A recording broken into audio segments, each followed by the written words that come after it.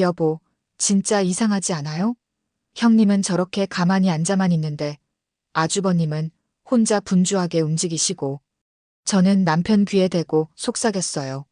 추석 아침 시댁 거실에는 묘한 긴장감이 흐르고 있었죠. 남편의 형인 아주버님은 부엌과 거실을 오가며 분주히 차례 준비를 돕고 계셨어요. 반면 형님은 거실 소파에 앉아 핸드폰만 들여다보고 있었죠. 남편 민호는 어깨를 으쓱하며 말했어요. 원래 그래. 우리 형수님은 손이 귀한 사람이라. 결혼한 지 1년 된 새댁인 저는 아직 시댁 분위기에 완전히 적응하지 못했어요. 신혼 초라 명절에 시댁에 온 횟수도 손에 꼽을 정도였거든요. 하지만 분명히 이상한 건 이상하다고 느껴졌어요.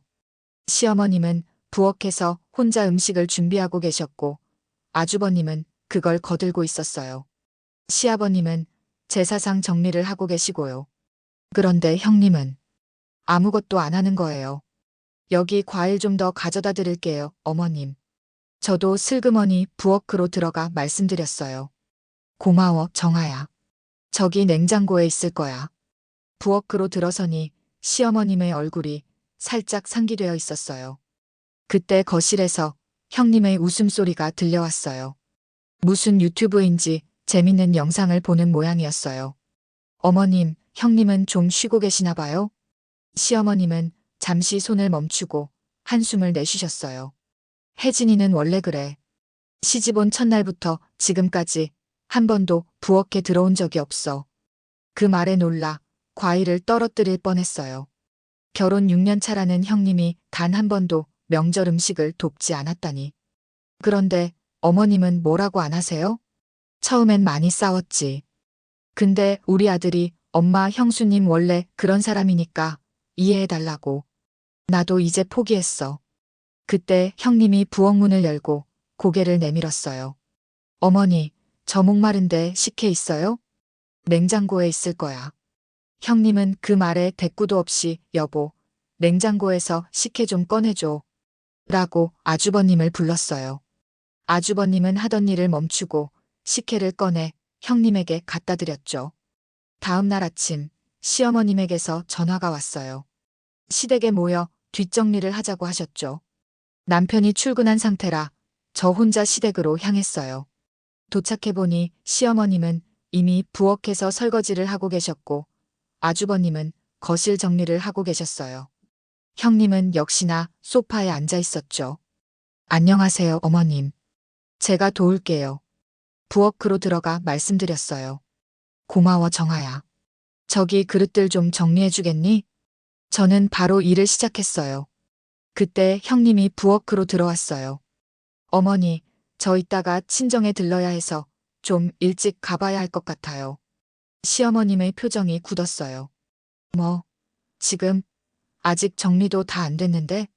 어제 엄마한테 약속했거든요. 오늘 점심에 같이 먹기로요. 시어머님은 한숨만 내쉬셨어요. 형님은 그대로 가방을 들고 나가려 했고 아주버님은 잠시 망설이다가 말씀하셨어요. 여보, 조금만 더 있다가 같이 가면 안 될까? 여기 정리 좀 마치고. 당신이 천천히 오세요. 나는 먼저 갈게요. 엄마가 기다리실 거예요. 그렇게 말하고 형님은 떠났어요. 시어머님은 그릇을 3개 내려놓으며 속삭이듯 말씀하셨어요. 명절마다 이래. 시댁에서는 하루도 못 버티면서 친정에는 사흘씩 붙어 있어. 며느리를 본 건지 딸을 본 건지. 아주버님은 미안한 표정으로 저를 바라봤어요. 정아야, 고맙다. 내가 많이 도와주네. 그날 저녁 아주버님이 혼자 시댁에 돌아오셨어요.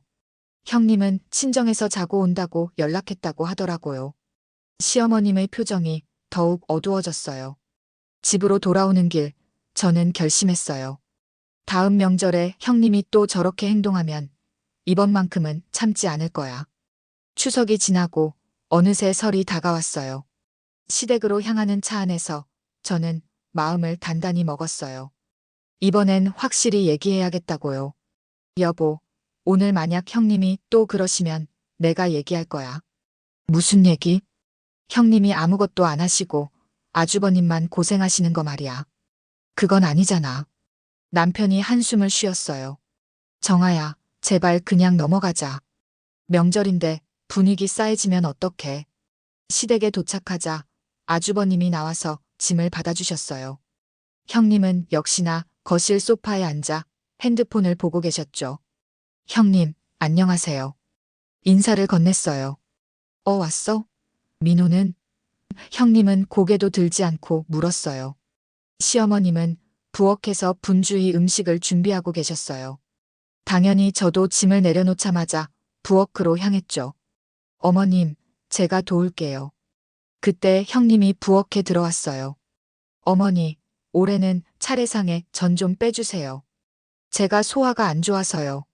시어머님의 표정이 순간 굳었다가 이내 부드러워졌어요. 그래, 알았어. 형님이 나가자 시어머님이 작은 목소리로 말씀하셨어요. 매년 이래. 뭐가 싫다. 이거 빼달라. 저거 넣지 말라. 내가 40년 넘게 해온 차례상을 바꾸라고 하니 원. 음식 준비가 거의 끝나갈 무렵 가족들이 모두 식탁에 모였어요. 시어머님이 음식을 날라오시는데 형님이 갑자기 말했어요. 어머니, 요즘 시대의 며느리가 시댁 명절 음식 한다는 건 너무 구시대적 발상 아닌가요? 제 친구들은 다 명절에 호텔 가서 먹거나 뷔페 예약한대요. 테이블이 순간 조용해졌어요. 형님은 계속 말을 이어갔어요. 요즘은 시댁 안 챙기는 게 당연하대요. 친정도 있고 우리 부부의 시간도 중요하니까. 그 말에 저는 더 이상 참을 수 없었어요. 마침내 입을 열었죠. 형님, 그건 아닌 것 같아요. 모두의 시선이 저에게 향했어요. 형님은 놀란 표정이었죠. 뭐가? 명절에 가족이 모이는 건 구시대적 발상이 아니라 소중한 전통이라고 생각해요. 그리고 며느리라면 시댁 명절 음식 준비를 함께 하는 게 당연하지 않나요? 형님의 얼굴이 붉어졌어요. 동서, 내가 뭘 안다고. 제가 뭘 모르는데요? 형님은 매번 음식 준비도 안 하시고 정리도 안 하시고 심지어 차례상에 뭐 빼달라고 요구만 하시잖아요. 아주버님만 계속 고생하시는데 그게 맞나요? 그때 시아버님이 탁자를 탁 치셨어요. 혜진아, 그 어린 며느리보다 못한 행동을 하고 있으면서 뭔 말을 그렇게 해? 형님은 의자에서 벌떡 일어났어요. 정말 이러려고 여기 온 거 아니었어요. 저 나가 볼게요. 그렇게 말하고 형님은 자리를 박차고 방으로 들어가 버렸어요.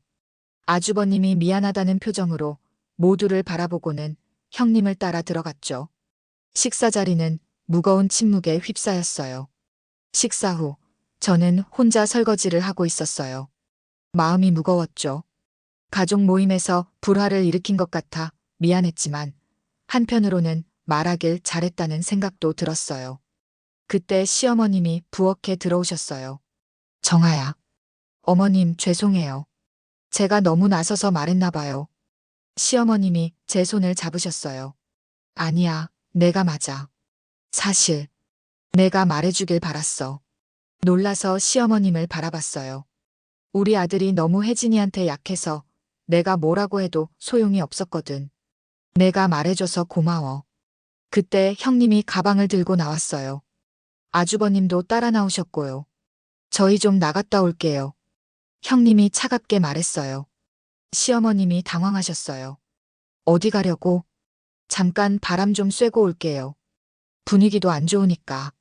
두 분이 나가시고 시어머님은 한숨을 깊게 내쉬셨어요. 아마 혜진이네 친정으로 갔을 거야. 늘 그래. 시댁에서 마음에 안 드는 일이 있으면 친정으로 도망가. 남편이 거실에서 들어왔어요. 엄마, 형수님 갔어요? 응. 내 형이랑 같이. 남편이 저를 바라봤어요. 원망스러운 눈빛은 아니었지만 걱정스러워 보였죠. 정아야, 괜찮아? 응, 괜찮아요. 그냥 말하길 잘한 것 같아서. 남편은 고개를 끄덕였어요. 사실 나도 내 말이 맞다고 생각해. 형수님이 좀 지나친 것 같아. 저는 놀랐어요. 남편이 이런 말을 할 거라고는 예상치 못했거든요. 오후가 다 지나도 형님 부부는 돌아오지 않았어요. 해가 지기 시작할 무렵 시어머님이 걱정스러운 표정으로 창밖을 내다보셨죠. 날이 어두워지는데 전화도 안 받네. 아마도 친정에서 밤을 보낼 모양이었어요. 남편이 시어머님의 어깨를 토닥였어요. 걱정 마세요, 엄마.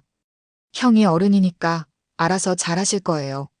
저녁을 먹고 시아버님이 갑자기 말씀하셨어요. 오늘 너희들한테 할 얘기가 있어. 모두의 시선이 시아버님께로 향했어요. 사실 내가 얼마 전에 건강검진을 받았는데 상태가 좋지 않아. 그래서 내 재산 분배 문제를 미리 얘기해 두려고. 시어머님이 놀라셨어요. 여보, 갑자기 그런 얘기를 왜? 미리 해두는 게 좋겠어. 나중에 자식들끼리 다투지 않게. 남편이 진지한 표정으로 말했어요. 아버님, 저희는 그런 거 신경 안 써요. 건강만 챙기세요. 그래도 말해둘게. 어떤 자식이 진심으로 부모를 생각하는지 이제야 알게 됐으니까. 그 말씀에 모두 무거운 침묵이 내려앉았어요. 시아버님의 마음을 이해할 수 있었죠. 형님 부부의 행동이 시아버님 마음에 상처를 준 게 분명했어요. 설날 다음 날 아침, 저는 일찍 일어나 부엌에서 아침 식사를 준비하고 있었어요. 어젯밤 형님 부부가 돌아오지 않아 시어머님은 걱정이 가득한 표정으로 전화를 여러 번 걸어보셨지만 받지 않으셨죠. 어머님, 너무 걱정 마세요. 아마 형님네 친정에 계실 거예요. 그때 현관문 소리가 들렸어요. 형님 부부가 돌아온 거였어요. 놀랍게도 형님은 환한 미소를 짓고 있었어요. 어머니, 잘 주무셨어요? 아이고, 제가 어제 너무 감정적으로 굴었네요. 죄송해요. 시어머님은 당황하신 듯 했어요. 괜찮다면 제가 아침 준비 도울게요. 어제는 정말 미안했어요. 형님이 계속해서 말했어요. 저는 그 모습을 보며 어리둥절했어요. 어제까지만 해도 화를 내며 나갔던 형님이 갑자기 이렇게 바뀌다니. 형님이 저를 발견하고 웃으며 다가왔어요. 동서, 어제는 내가 너무했어. 내 말이 맞아. 나도 이제 시댁 일 좀 도울게. 갑작스러운 태도, 변화에 무슨 말을 해야 할지 모르겠더라고요. 그저 고개를 끄덕였어요. 형님은 곧장 부엌으로 향했어요. 앞치마를 두르고 음식 준비를 돕기 시작했죠. 정말 놀라운 광경이었어요. 시어머님도 어안이 벙벙하신 표정이었고요. 남편이 제 귀에 속삭였어요. 무슨 일이지? 형수님이 저러는 거 처음 봐. 나도 모르겠어. 아침 식사 시간, 형님은 계속해서 음식을 나르고 시어머님을 챙기셨어요. 너무 과한 나머지 오히려 어색한 분위기였죠. 어머니, 이거 더 드세요. 제가 특별히 준비한 거예요. 식사가 끝나고 형님은 바로 설거지를 자청했어요. 저는 도우려고 했지만 형님이 저를 밀어내다시피 했어요. 동서, 넌 쉬어. 이번엔 내가 할게. 시어머님과 남편, 저는 거실에 모여 앉았어요. 시어머님이 작은 목소리로 물으셨죠. 대체 저 애가 왜 저러는 거야? 평생 설거지 한 번 안 하던 애가. 그때 시아버님이 우리에게 다가와 앉으셨어요. 내가 어제 재산 얘기를 꺼낸 게 효과가 있었나 보구나. 시아버님이 낮게 웃으셨어요. 여보, 설마. 시어머님이 놀란 표정으로 물으셨어요. 그래. 어제 내가 일부러 그런 얘기를 꺼낸 거야. 우리 큰며느리가 어떤 반응을 보일지 궁금해서. 시아버님의 말씀에 모두 놀랐어요. 시아버님이 일부러 재산 분배 얘기를 꺼내셨다니. 해가 저물기 시작할 무렵 시어머님이 저를 불러 뒷마당으로 나갔어요. 정아야, 어떻게 생각해? 혜진이가 갑자기 저렇게 변한 게? 글쎄요. 좀 갑작스럽긴 하네요. 난 서운하다. 지금까지 내 며느리로 살면서 한 번도 저런 모습을 보여주지 않았는데 재산 얘기 나오니까 갑자기 변하다니. 시어머님의 눈에 눈물이 고였어요. 그 모습을 보니 제 마음도 아팠어요. 저희가 대화하는 동안 형님이 거실에서 청소기를 돌리는 소리가 들렸어요. 평생 처음 청소기를 잡아보는 듯한 어색한 모습이 창문으로 보였죠. 저녁 식사 준비 시간, 형님은 계속해서 부엌에서 분주히 움직였어요. 무엇을 어떻게 해야 할지 몰라 보였지만 열심히 하는 모습이었죠. 동서, 이거 어떻게 하는 거야? 당근을 이렇게 써는 게 맞아? 형님이 물었어요. 네, 그렇게 하시면 돼요. 근데 조금 더 얇게 써시는 게 좋을 것 같아요. 식사 준비가 거의 끝나갈 무렵 시어머님이 저희에게 말씀하셨어요. 오늘 저녁은 특별히 고기를 구워 먹자. 정아야, 내가 좀 도와줄래? 제가 할게요, 어머니. 형님이 먼저 나섰어요. 아니야, 혜진아. 정아가 고기 굽는 솜씨가 좋아. 내가 쉬고 있어. 아니에요. 정말 제가 할게요. 동서는 이미 많이 일했잖아요. 형님과 시어머님 사이에 묘한 긴장감이 흐르는 것 같았어요. 저는 어색한 웃음을 지으며 끼어들었죠. 같이 하면 되죠. 형님이 양념을 발라주시고 제가 구울게요. 저녁 내내 형님은 마치 경쟁하듯 저보다 더 나서서 시부모님을 챙기려 했어요. 과한 나머지 오히려 불편한 분위기였죠. 밤이 깊어가고 남편과 함께 방으로 들어왔어요. 남편이 한숨을 쉬며 말했어요. 형수님이 갑자기 저렇게 변하니까 오히려 더 이상해. 나도 그래. 솔직히 불편해. 아버님 재산 얘기 때문에 저러는 거라니. 실망이다. 그날 오후 시아버님이 모두를 거실로 불러 모았어요. 무언가 중요한 얘기가 있는 것 같았죠. 내가 어제 재산 얘기를 했는데 사실은 시아버님의 말씀이 시작되자 형님의 표정이 긴장되는 것이 보였어요. 형님은 아주버님의 손을 꼭 잡고 있었고요. 거실에 모두 모인 가운데 시아버님이 입을 여셨어요. 내가 어제 재산 얘기를 했는데 사실은 모두의 진심을 확인하고 싶었던 거야. 우리 가족이 서로를 어떻게 생각하는지. 시아버님의 표정은 진지했어요. 형님은 자리에서 몸을 앞으로 기울이며 시아버님의 말씀에 귀를 기울였죠. 그래서 오늘 너희들에게 특별한 것을 나눠주려고 해. 시아버님은 자리에서 일어나 방으로 들어가셨어요. 잠시 후 2개의 상자를 들고 나오셨죠. 하나는 큰 상자, 하나는 작은 상자였어요. 시아버님은 큰 상자를 저에게, 작은 상자를 형님에게 건네셨어요. 저는 조심스럽게 상자를 열었어요.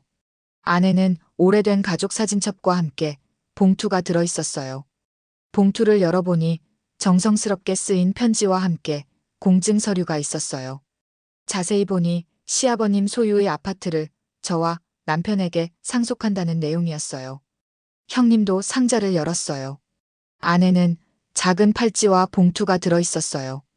형님이 봉투를 열어보더니 표정이 변했어요. 공증 서류를 꺼내보는 순간 얼굴이 새하얗게 변했죠. 아버님, 이게 무슨... 형님이 당황한 목소리로 물었어요. 혜진아, 내 상자에는 너희 어머니가 결혼할 때 가져온 팔찌가 있단다. 가보니까 소중히 간직하길 바란다. 하지만 유산 분배가... 정아는 지난 1년간 시댁을 위해 진심으로 노력했어. 명절마다 열심히 도와주고 우리를 진심으로 가족으로 대해줬지. 반면에 너는... 형님이 벌떡 일어났어요. 이게 말이 됩니까? 제가 큰 며느리고 정아는 결혼한 지 얼마 안 됐는데.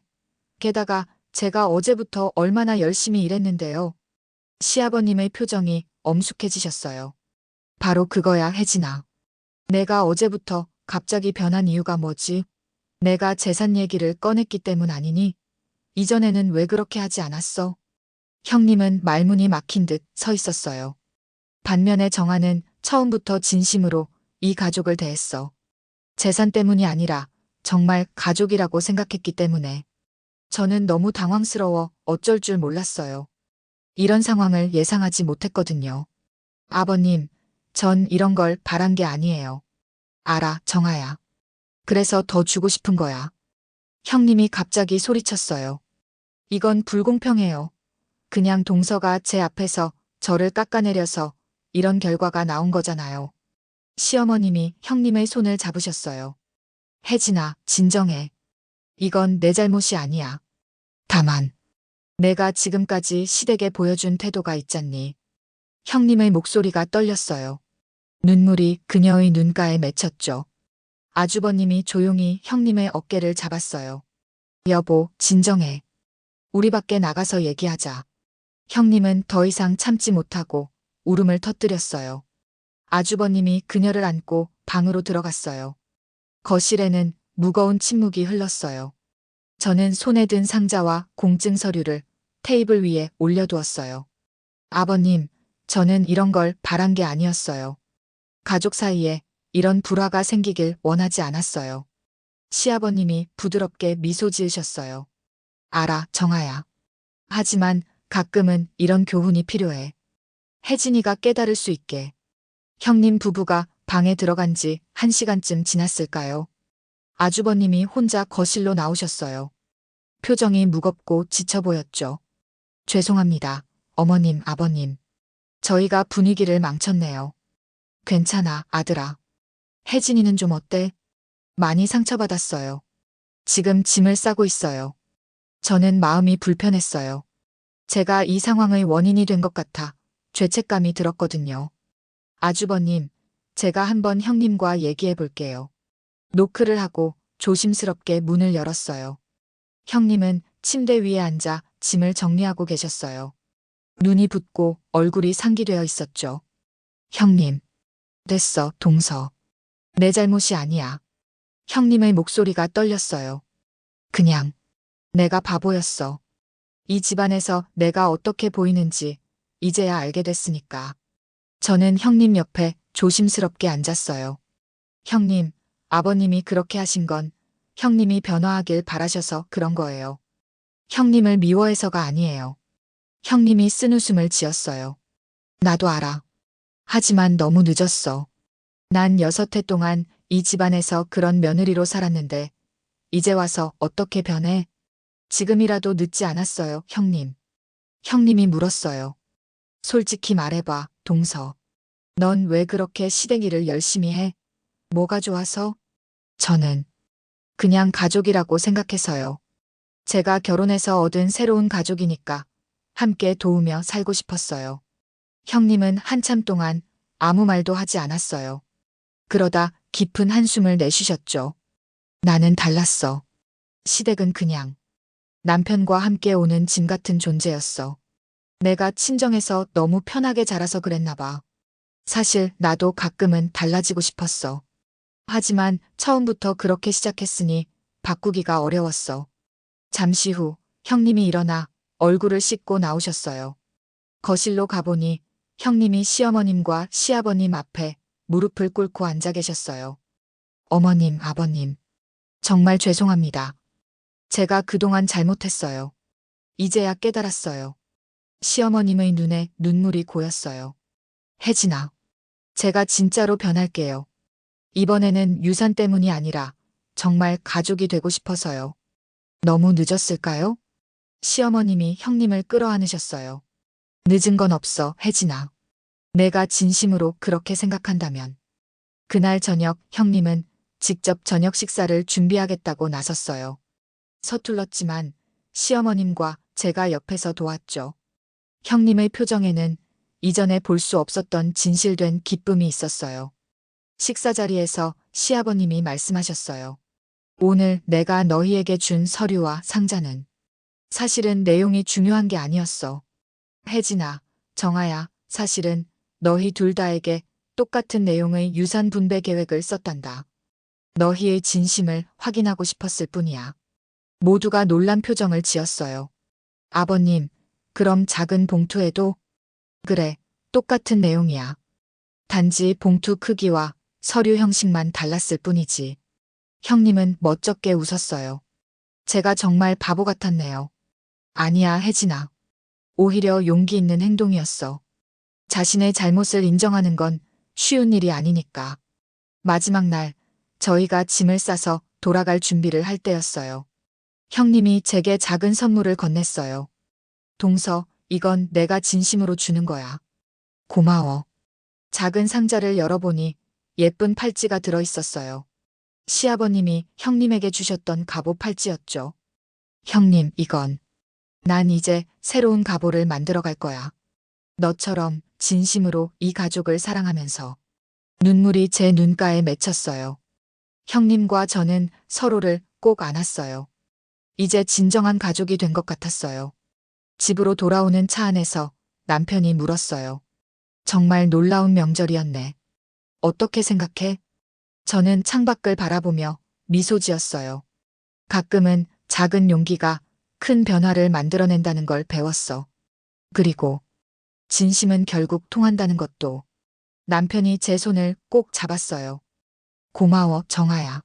내가 우리 가족을 더 행복하게 만들었어. 창밖으로 보이는 풍경처럼 앞으로의 시댁 관계도 더 밝고 따뜻할 것 같았어요. 비록 시작은 어려웠지만 결국 모두가 한 걸음씩 서로에게 다가선 소중한 시간이었으니까요.